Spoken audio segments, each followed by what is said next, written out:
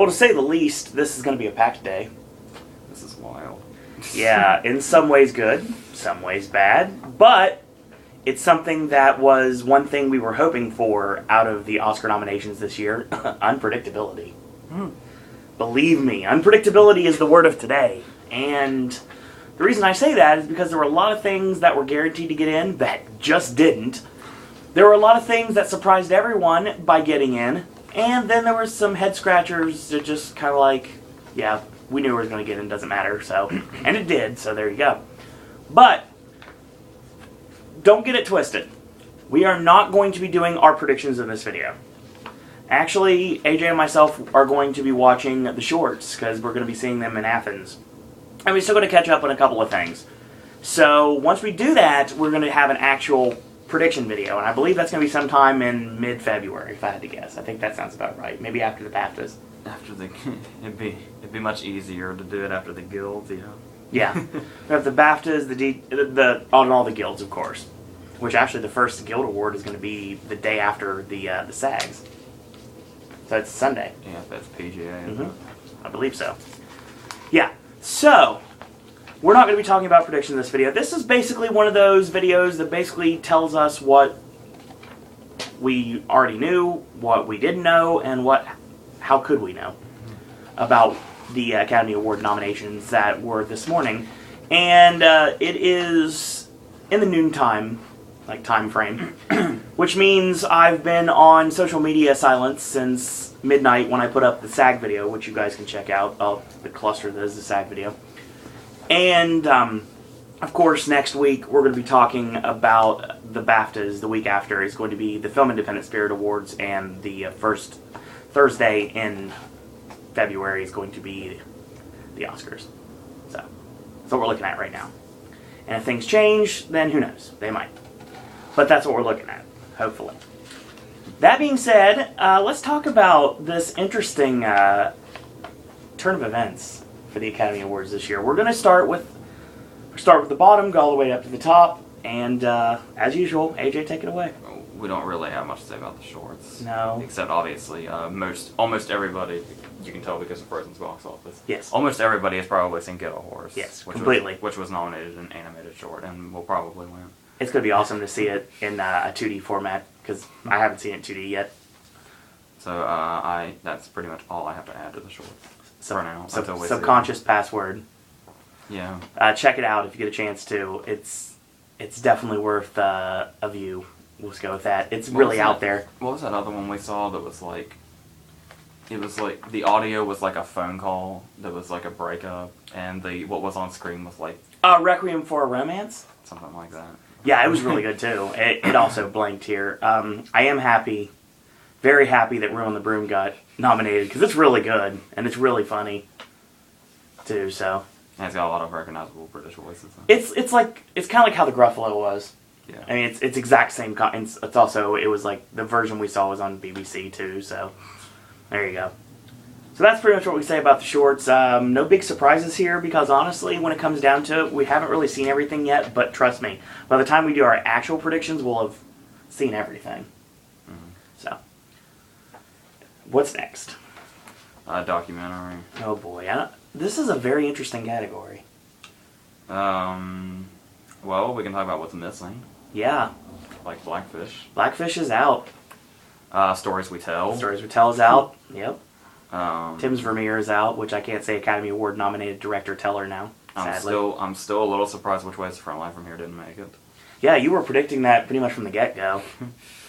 But we do have like The Act of Killing and Cutie and the Boxer and 20 Feet from Stardom. And Dirty Wars in the Square. I keep hearing about the Square. I don't even know what it is. Yeah, I keep hearing about the Square too. I need to look into it. I keep thinking it's that movie that we saw a few years ago that the Edgerton brothers made called The Square. It was like some crime movie. Yeah. That's the only thing I think of when I know exactly what you're talking about, but I don't remember anything about the movie because it's completely gone. Yeah. Happy 20 Feet from Stardom got nominated though, because I really enjoyed it. I also, this is one I forgot about when we did the predictions earlier. God Loves Uganda's not here either, and that got a lot of like attention. It's interesting. Out of Sundance, and then people seem to love it, but it didn't make it either. So just like with the foreign films, when it comes down to it, if Blackfish would win from now on, it can't do anything at the Oscars because it's not in there. Yeah, well, I Act of Killing all the whole way. Which is going to look like it's going to win at the Oscars, but we'll talk about that later. Unless like something from out of nowhere, like Dirty Awards gets a push or something, or 23 Reasons Stardom. It's never easy to predict the documentaries. Yeah. See when they snubbed Waiting for Superman. Yeah. That was a big one right there. Usually documentary either has a clear front runner or just one that's just going to come from out of nowhere. Exactly. This next one kind of pissed me off. Mm-hmm. Visual effects. Apparently the cartoony, looks like they're not totally complete sometimes, the Hobbit special effects are better than the Pacific Rim special effects, apparently. No. Visual effects. No. Also, like, it didn't make the short list or anything, but that video has recently surfaced about the visual effects that were used in The Wolf of Wall Street. Yeah, I watched it the other day, actually. It was really interesting. Track that down. Track that down if you can. So, do we have any... Oh, first off, one thing before we get started. This is to any of you out there that are on the voting board for the Golden Raspberries. Haha. Because the Lone Ranger is a lot of places in these awards. And the Lone Ranger gets a lot of discredit it doesn't deserve. It's not great, but it's good. Like, Verbinski got nominated for Worst Director at the Razzies, and it's just like... It was good. It was a good Johnny Depp performance, which is what we haven't had in a while. I didn't care much for Depp, but the first half hour and the last half hour make up for whatever the fuck that hour and a half in between was. Yeah, and hearing the theme song with Armie Hammer riding on the horse, it was like, this is awesome. Whether you're a fan or not, it was still awesome to see that. The sounds, this is when we knew that 12 Years a Slave was not going to get all 13 nominations it was eligible for. Yep, and it did not. Which was a question a lot of people were raising last night. So, I don't really, yeah. As long as we've been doing this, I'm still not 100% positive which sound is which. I always think I have it right, but then I usually have them reversed. I can never remember. Yeah. But, obviously, despite what most people tend to think, sound mixing and sound editing are two totally different things. So, not really a surprise here, but something that got in that was kind of, it got a little bit more of a boost this time around was Lone Survivor. That's what happened. When Lone Survivor started to get good reviews, everybody said it would come in and take the sound nominations away from Rush. And that's exactly what it did, sadly. Rush got totally shut out. I'll get into that disappointment a little more later. And no Butler either. Yeah, the Butler got absolutely nothing. No Fruitvale, but then again, Fruitvale pretty much died off really early in the season when other things started coming out. Yeah. Which is a shame. Song. Speaking of shame, it sucks that none of the Llewyn Davis songs are eligible for song. Yeah, it's because none of them are original. There had to be at least one song they could have created just specifically for the movie, but apparently not. I guess we should talk about Alone Yet Not Alone. Yeah, what is this? Yeah, we looked it up like 5 minutes ago just to make sure what it was. Yeah. I guess the actual headline says, and the most obscure Oscar-nominated movie is. Apparently Alone Yet Not Alone is one of those Stranded in the Jungle, whatever the fuck movies. Yeah. Kind of looks like that movie. I feel like I'm the only person in the world that saw this movie. There's a movie called End of Despair. It came out in like 2005 or something. It kind of looked like that. Well, it's pretty much the usual suspects this time around. Pharrell's song Happy from Despicable Me 2 actually got in here, which it got a couple nominations as well. Let It Go obviously continues to be the front runner, even though U2 is doing the Mandela song. I don't remember that Despicable Me song from the movie. I don't either, to be totally honest, but I will say right now that it's Pharrell Williams and Despicable Me, which I guess would be a good combination. Sure. I'm extremely happy the Moon song got in, honestly. We'll talk about my love for her very soon. And, yeah, that's pretty much it. Obviously, nothing from Inside Llewyn Davis, so that was always going to be out. Coldplay didn't get in for Atlas. Good. Yeah. Taylor Swift didn't get in for One Chance. Good. So it wasn't a popularity contest this time around, that's what I'm trying to say. It would appear so. They really love the animated movies in this category. Yeah. Animated movies generally do have at least one memorable song, if not more, one memorable song. And actually, there are more songs from Frozen that could have easily ran for this category, honestly. Aren't they doing... I think it's like an official rule now that they can only choose one from one movie now. That is correct. After the Almost Enchanted sweep in 2007, I think they set that in. And Slumdog versus Wall-E. Yeah, Slumdog versus Wall-E. Yeah.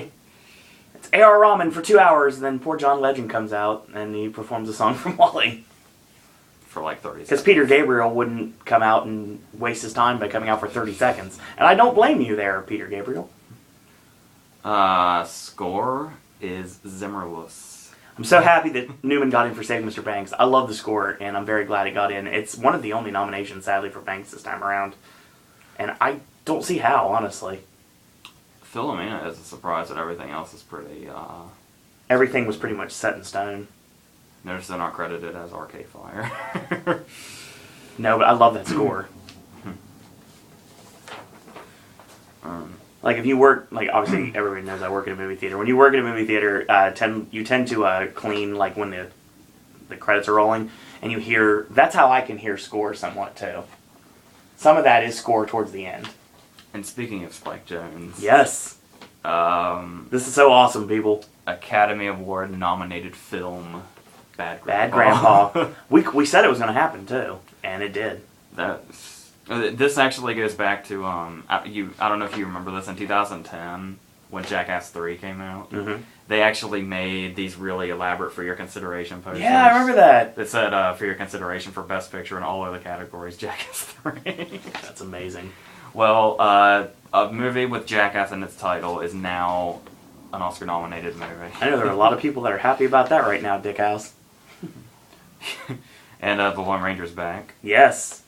So... I'm really happy Dallas Buyers Club got nominated. No American Hustle, though. Yeah, it's kind of strange. I guess they picked Ron Woodworth's mustache and Jared Leto completely from Bale's Comb River. Ron Woodworth's mustache. Steve Zahn's mustache, too. Yeah, oh god, yeah, Steve Zahn's mustache. Steve Zahn always has an epic mustache when he has one. Even in Diary of a Wimpy Kid. He was clean shaven, huh? No, that's the thing you have to understand. Even when it's not there, it's still there. It's a phantom stash. It is, because you're imagining him with it. Costumes, there's nothing really exciting here. Yeah, I thought 12 Years a Slave would miss. I am glad American Hustle's here, though. There's a lot of... The love for the Grandmaster is weird, especially since it got snubbed in foreign. I don't remember what your opinion of Grandmaster was, because we never did I don't believe we ever did a review of it. I didn't like it. Yeah. An Invisible Woman is now hanging over our heads now, apparently. Yeah, I told you that would probably happen. Yeah, I know. It's a period piece about Dickens. I didn't realize that was the case, or I should have voted a lot higher. Like I said, I'm happy Gatsby got in. That's pretty much that. Yeah. Production design is... Speaking of Gatsby getting in. Yeah. There's no surprises here, really. No. I mean, I was a little... when I first started hearing that her was like a contender in this category, I was thinking, what the fuck? But then when you actually see the movie... Yeah, completely. Well, I'm not like, but, Well, you can see why it, It's like the Vanilla Sky world. Okay, you mind telling me again, we wrote these down, how many nominations did The Wolf of Wall Street get? I've got 5. The Wolf of Wall Street got 5 major nominations. We'll talk about that as we progress in the video, but... 5 major nominations, including picture, by the way. Yes, it did. One of the most acclaimed things I always heard about it is not something it was nominated for. Yeah. And you would think, with the pacing of that movie, and given how long it is, it's very weird that it's not in editing. That is, like, absolutely mind-boggling. Because when we were going in reverse when we were reading them for the first time, and I thought, oh shit, The Wolf of Wall Street didn't get an editing. It didn't get fucking anything. Shouldn't have thought that. But then again, you always... Okay. Go ahead. Okay. It's now time to go back to this. Okay. I'm surprised you didn't bring it up. But since I own up to the shit that I say, I'm going to bring it up. Mm-hmm. I told you in the last prediction video that a lone editing nomination was the only thing Wolf of Wall Street was going to get. Yeah. Well, you also don't like to nominate your favorites because you consider yourself a jinx. And that has been the case in the previous years, sadly. And it worked again. Yeah. So there we go. That's why you're not watching trailers this year. From now on, if a movie by a director that I really love is 3 hours long, comes out on Christmas, and has DiCaprio and Jonah Hill in it, chances are I'm going to love it and not predict it for anything, and it will get a lot of nominations. And I'll predict it anyway because I don't care, because apparently I'm not a jinx, so we'll go with that. Everything else, a lot of people who just kind of follow awards kind of half-assed don't realize how important editing is. Yeah. Editing almost goes like hand in hand with picture almost all the time. I'm extremely, not just my predictions, I'm extremely happy Dallas Buyers Club got in here. But I gotta think that Dallas Buyers Club is the reason Wolf of Wall Street didn't. Because if I look at everything else, you have the 4 usual suspects. Yeah. Yeah. I don't know that I totally agree on 12 Years a Slave being here, but No. that's just me. Yeah. But I mean, 12 Years, it's fine. I'm not like mad. No. I'm mad about a couple of things. I'm sure you are too. I'm not mad Wolf of Wall Street missed in editing so much as I am just fucking confused. Yeah. We'll talk about confusion when we get up higher in the awards. Alright, it's time to get really, really happy. Yeah. Cinematography, we have Prisoners. Yeah. That's all I fucking wanted out of this category. I'm very I happy. didn't give a shit about anything else this year. I'm happy you got that. I mean, Prisoners is an incredible movie. The thing that's missing from here is apparently the movie that I thought had incredible cinematography that absolutely did nearly nothing in the award season. That's all it was lost. You know what, actually, this might sound weird coming from me because I've been bashing all the foreign movies this year except for a couple. Yeah. Really, The Great Beauty is missing from here. So you take out the Grandmaster and put in Great Beauty? Yeah, I don't know how the Grandmaster got in here in movies like The Great Beauty didn't. I'm glad Llewyn Davis made here. Yeah, this is its biggest nomination. I don't even know how this happened. When the Guilds came out, that just killed it. The Guilds killed the movie. The Guilds killed Llewyn Davis and fucking gave Dallas Buyers Club like 5 more lives. I don't have an issue with this on one side, but on the other side, I am a little bit peeved. It's like Dallas Buyers Club was Mario, and each guild was a mushroom. And it's just like... Foreign? Foreign is always weird, so I was kind of expecting some frontrunners to miss here, but it appears the frontrunners, it seems, are The Great Beauty and the Hunt. Yeah. Because The Past missed the shortlist. That's crazy. I'm not saying it deserved to be there because it's just a fucking soap opera, but speaking of fucking soap opera, so is the Birkin Circle Breakdown. So which doesn't belong here either, according to AJ. The Great Beauty will probably win, Mm-hmm. and that's good because it's probably the strongest foreign movie this year that's nominated. Yeah, because Blue is obviously not nominated. And apparently it's not that strong because it's not winning yet. I think my favorite foreign movie this year is probably Neighboring Sounds, and it was on the submission list, but it didn't make the short list. Did I see that on the Spirit Awards or something like that? I saw it somewhere. Probably somewhere. Yeah. So yeah, The Great Beauty is probably since Blue is Orange Color and Neighboring Sounds aren't here, I think this category probably went as well as it could have. Obviously, I have no comment on the Missing Picture. I picked the Missing Picture as my fourth, but I didn't know what it was. I was just guesstimating, and I got the other one wrong.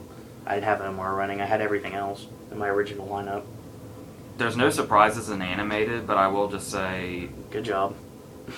I will just say Monsters University is not here, and The Croods is. I'm very happy The Croods is in here. Yes. The Croods is the best animated movie of the year. And we've said that numerous times. But we haven't seen The Wind Rises or Renaissance last night. Yeah. Wind Rises hopefully soon. It's the one that's hanging over our heads right now.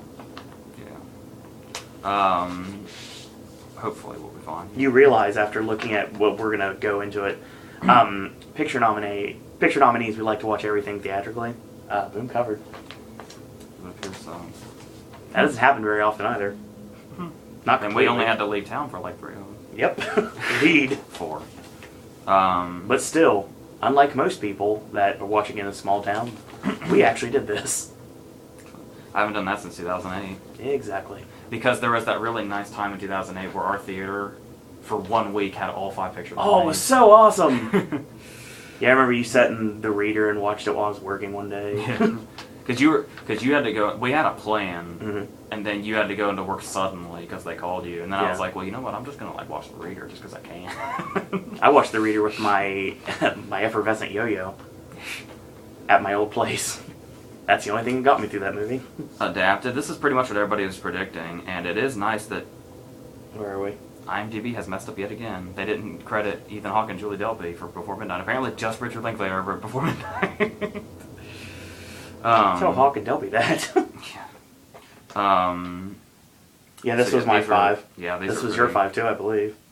Yeah, well, it took me a while there to put The Wolf of Wall Street in instead of, I forget what I had in this place now. But this is the one place people thought Blue is Morris Color might make a surprise, but no.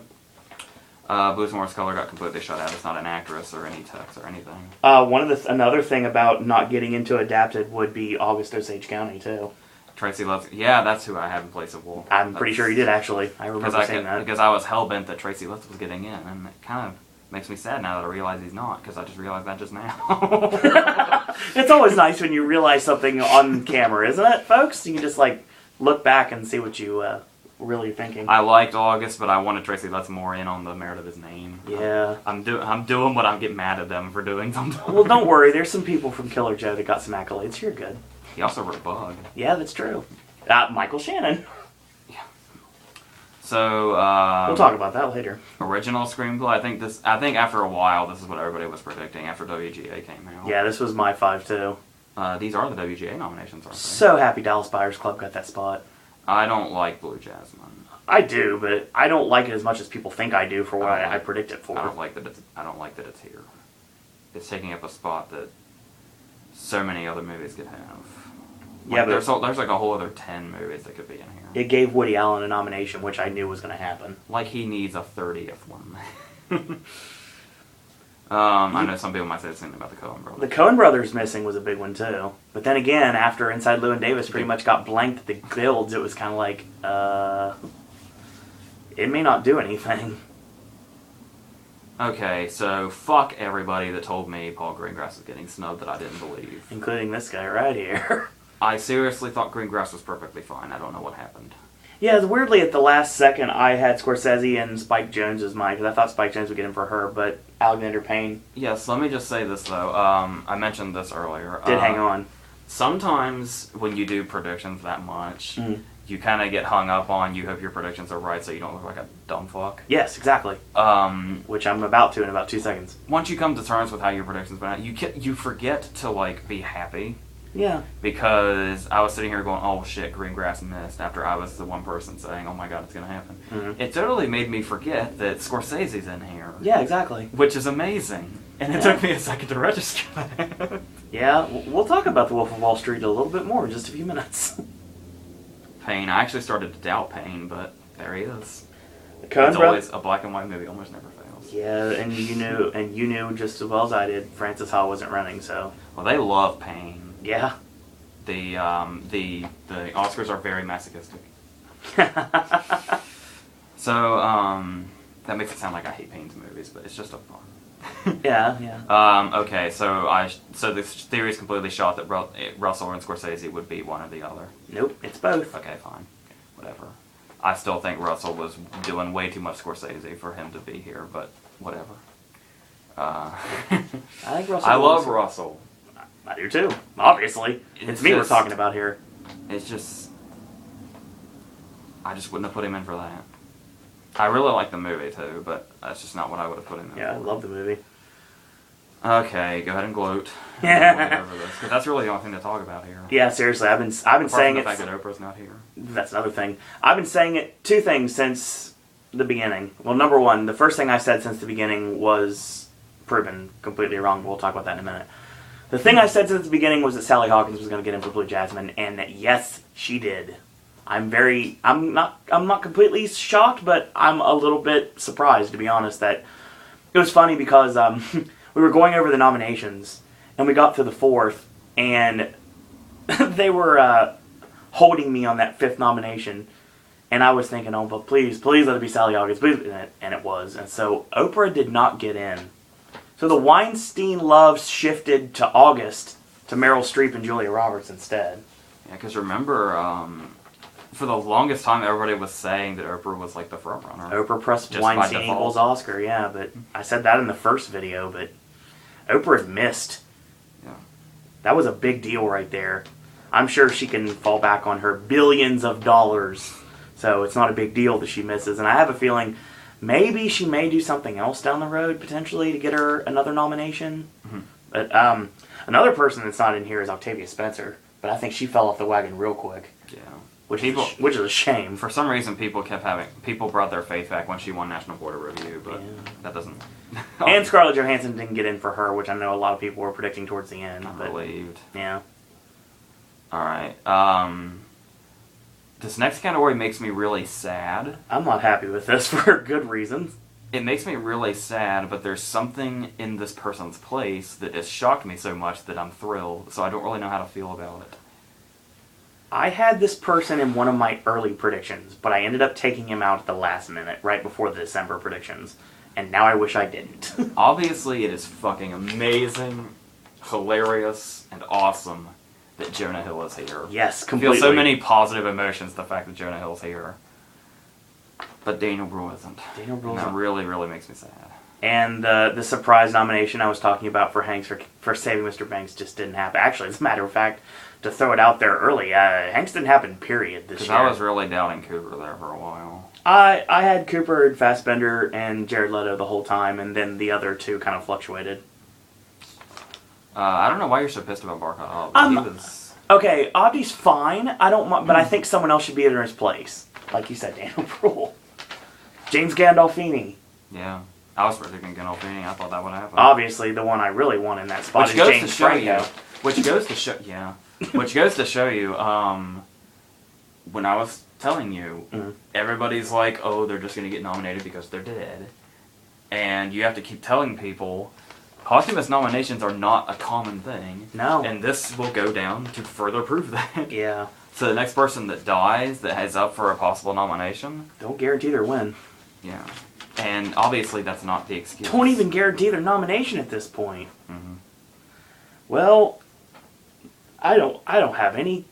This is just blows my mind. I knew everybody was on this Streep's getting snubbed thing. I knew Streep wasn't missing, but this is not the way I expected it to go. Hell no, it's not.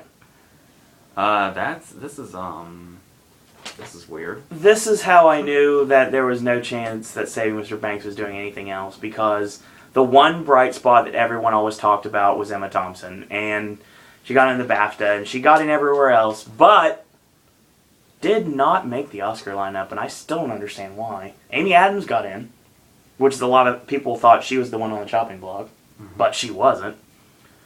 And the win at the Golden Globes obviously had nothing to do with it, given the fact that I'm sure the awards bodies were in before the Globes, so I'd say it probably had nothing to do with it, but still.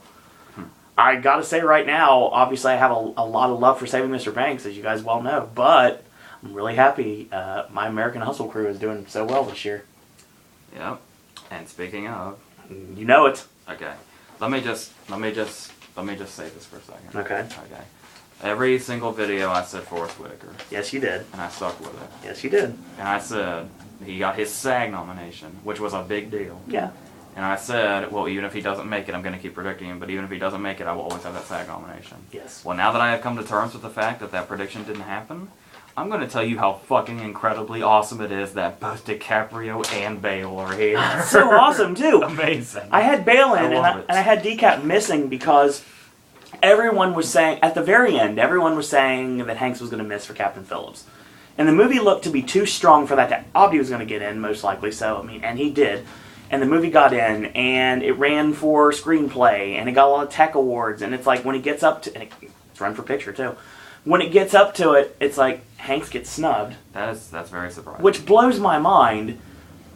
Robert Redford doesn't make it. Because there was a lot of those, it was either going to be... Which is what you called all along. Yes. Good job. Redford was never there. No. It was going to be Hanks. Yeah. And it was going to be either DiCaprio or Bale. Now, I really, really loved Hanks and Captain Phillips. Yeah. He's amazing. I like Hanks and Captain Phillips, too. But yes, all day long, I prefer DiCaprio and Bale. Yeah, I do, too. So I'm very surprised that he's not here. And it kind of sucks because this was supposed to be his big Oscar comeback because he hasn't been nominated since Castaway 13 years ago. But the fact that Bale and DiCaprio are here is just way too amazing to not just bask in and forget everything else. And Saving Mr. Banks gets screwed either way, because even without the movie being not nominated, Hanks missed for Captain Phillips and Thompson missed for Saving Mr. Banks, so regardless it was going to get screwed. Newman got in. I guess that's one plus there. I'm really happy because the more I'm looking at these awards, the more I'm thinking it's a really good possibility McConaughey's going to take this thing. We'll see what happens. Saturday. Saturday ends Best Actor. Saturday will end Best Actor. I mean, it's a three-way battle right now. Because Chiwetel's probably winning tonight. But DCap getting in, it's so awesome. It's just like, but like I said to a customer the other day, it's like they're dangling the carrot in front of DCap. And he wants to grab it, but he just can't because at the last minute they just yank it up a little bit. Mm-hmm. That's pretty much like his awards run. They're going to give him the nomination, but they're going to be like, you got it? Hey, there goes Bruce Stern. So. Alright, picture pretty much speaks for itself. I love that Philomena's here. Yeah, I should have predicted Philomena. I should have realized when it got... Well, actually, no, because everything I was predicting it to get into, it did. So I don't know why I didn't run Philomena. Blue Jasmine missed, which I'm sure you're happy about. Yes, that means that means there's not something I'm rooting against in picture, which almost never happens. There's nothing in picture I don't like either. Yeah, the closest I come is her. I like or love every single thing running for picture, and that doesn't happen very often, people. It really doesn't. So this is. Saving Mr. Banks missing wasn't a shock once it started, like, not getting anything. Inside Llewyn Davis not being in here, like, nearly at all is just mind-boggling. The very sad thing, though, is because of the whole guild thing, the lack of Inside Llewyn Davis actually isn't really surprising right now. It started the love for Dallas Buyers Club, too. Like, the major love for Dallas Buyers Club, to the point that a lot of people thought Garner was going to slide in for a supporting actress nomination. And people thought the director was going to get in DGA for a while. I thought about it, and I was like, yeah, maybe. Who knows? So, yeah. So this was fun. Yeah, it was. Right, if you were playing along at home, which I'm sure you guys were, that would mean that Philomena got 4. The Wolf of Wall Street and her are both tied with 5. There is a 3-way tie with 6 nominations for Dallas Buyers Club, Captain Phillips, and Nebraska. 12 Years a Slave only got 9. And everybody thought it would get 13, and it didn't. So, and for those of you out there also playing at home, 10 was the big number this year. Both American Hustle and Gravity tied with 10 nominations apiece. So, I'm telling you right now, the prediction I've been saying for a long time is getting more and more closer. It most likely won't happen, but it's getting closer. This is actually a great start right here, honestly, because Gravity's not winning picture. So, I'm still sticking with it. I'm still sticking with 12 Years a Slave. I know you are. So it's going to be me versus you. And well, that's good because we don't need to keep copying each other. It's just wrong. I know it has to be the case because I understand why you say the things you do, and I don't want to go against it because, well, I don't know any better, honestly. But when it comes down to it, I've been picking American Hustle since day one. You've got 12 Years a Slave. 12 Years a Slave just lost the Globe, which means that it's not winning. Well, double negative. It's not winning Best Picture. Gravity isn't winning Best Picture now, so it's basically down to Gravity. What? Gravity's probably, is it 3 still? It probably goes 12 Years a Slave, American Hustle, Gravity. And I think Dallas Buyers Club would be 4. That's what it sounds like, actually. And then Wolf of Wall Street and her are tied for 5th. Maybe Wolf of Wall Street because Jonah Hill got in? I don't know, Nebraska did pretty well. Yeah, God. This is an awesome, awesome list. There's a lot of things that should be in here that are not. Specifically, getting snubbed was not good either. If they only had 5 picture nominees, like they should really go back to, I don't know what they would have been. Judging by this, it'd be American Hustle, Gravity, 12 Years a Slave, Dallas Buyers Club, and Nebraska? It's a matter of... I don't know. I don't even know. I think it's those 4, and I think it's Nebraska, Wolf of Wall Street, and her fighting for 5. That's exactly what I would say if there were 5 nominees. But I don't think we'll say 5 nominees for a long time. Dallas Buyers Club would be that movie that gets in picture without director. I'd say the movie that would get in director without picture is probably Pain. Mm-hmm. So that'd be my guess. All right. So those were our Oscar reactions, and I'll try to get this video up as soon as I can because we've got a lot of videos to shoot today. To be totally honest, I can't believe I'm saying that. I would have never suspected. The editing snub makes me think otherwise, but I suppose it's pretty logical to say the Wolf of Wall Street is in the top 5. I'm sure it is. So if anything, it's like I said, it's fighting her, and it's probably fighting her for that 5th spot. Because Dallas Buyers Club looks like it's fighting Nebraska for its.